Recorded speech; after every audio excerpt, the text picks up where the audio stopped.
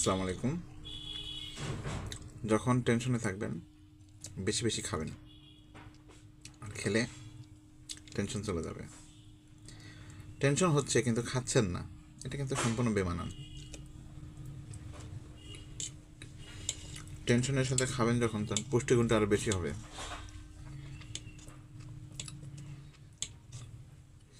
আশা করি টেনশন চলে যাবে।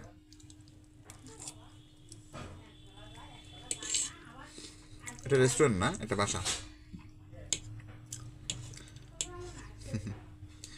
হোমমেড স্টে বানাইছে, তাই টেস্ট করতেছি। আলহামদুলিল্লাহ, খুব স্বাদ টেস্ট হয়েছে আর কি।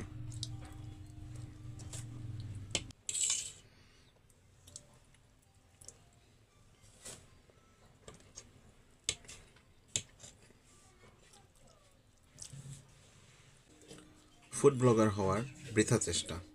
আমি কোনো রিভিউ করব না, জাস্ট খেয়ে যাব আর খেয়ে যাব।